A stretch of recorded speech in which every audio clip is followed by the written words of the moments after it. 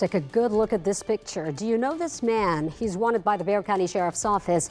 Deputies say he is responsible for a break-in at a movie theater. Surveillance video recorded it. Deputies say he broke into a truck at the Santikos Casablanca movie theater on Alamo Ranch Parkway on January 28th. Deputies did not give details on what exactly he stole, but say they're looking for him now. If you recognize him, call the Sheriff's Office, 210-335-6071. In a desperate escape, one person jumps from the second floor as a fire rises, taking over their apartment building. Rania Kaur has more. 3 people were hurt in the fire. The person who jumped from the second floor balcony was taken to the hospital because of the injuries during that jump. 2 people were treated on scene for smoke inhalation.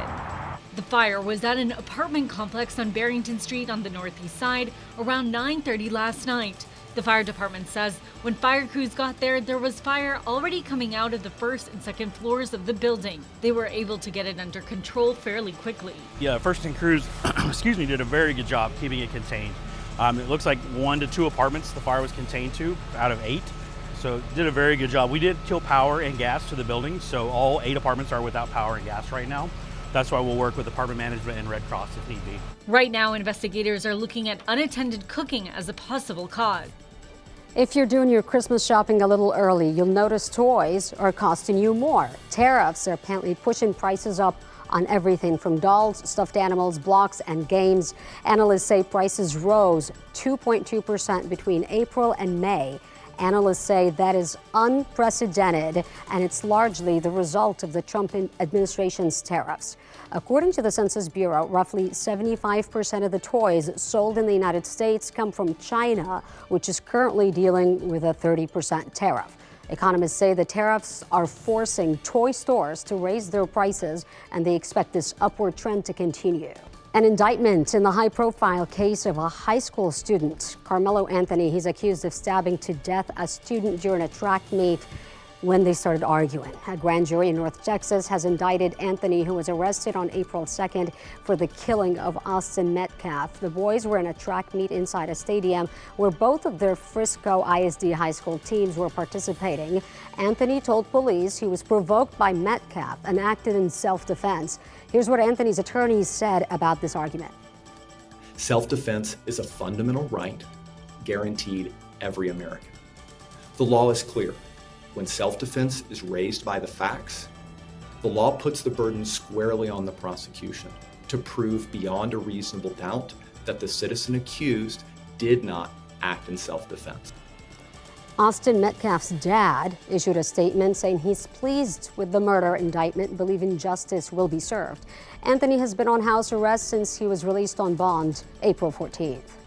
Stalking, sending threatening messages, and attacking a woman. Now Justin Woodling, with a decade-long criminal history, faces justice, sentenced to 35 years for violating a lifetime protection order. Earl Stoudemire details his criminal history. On May 30th of 2024, Comal County deputies say they found a woman outside bleeding with injuries to her face and chest. Deputies say the woman told them 43-year-old Justin Woodling did it, and added how it wasn't the first time she was abused. According to the woman, deputies say Woodling would threaten to harm himself and blame her. Woodling told deputies the woman's wounds were self-inflicted, claiming she had a history of self-harm. In Woodling violating the protective order against the woman, Comal County prosecutors discussed Woodling's history, already going to prison for domestic violence and drug use. In 2013 and 2018, court records show his ex-wife and another woman asked and were granted protective orders against him.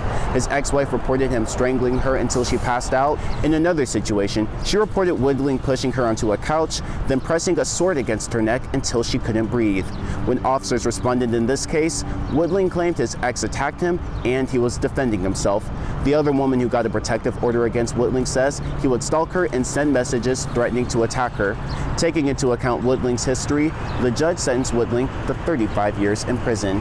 If you know anyone going through an act or situation of domestic violence, please give the National Domestic Violence Hotline a call at 1-800-799-SAFE. All eyes on the Spurs today, picking 2nd and 14th pick in the first round of the NBA draft in Brooklyn. The team is doing an official watch party at 6:30 tonight at the Frost Plaza at the Rock at La Cantera. They will have music, a raffle, and Spurs trading cards. Other spots doing watch parties tonight include Bar 7 and the Growler Exchange. As for the Spurs and who they might get with the second pick, Rutgers' Dylan Harper is projected to be called. He's the son of former NBA champ Ron Harper. Be sure to stay with me for the latest updates, and also be sure to join me at noon, 4 and 5 p.m. every day for your local and national news. And download the KINS 5 Plus app on your TV. It's absolutely free and you can watch us anytime. I'm Sarah Forgany. I'll see you tomorrow. Have a great day.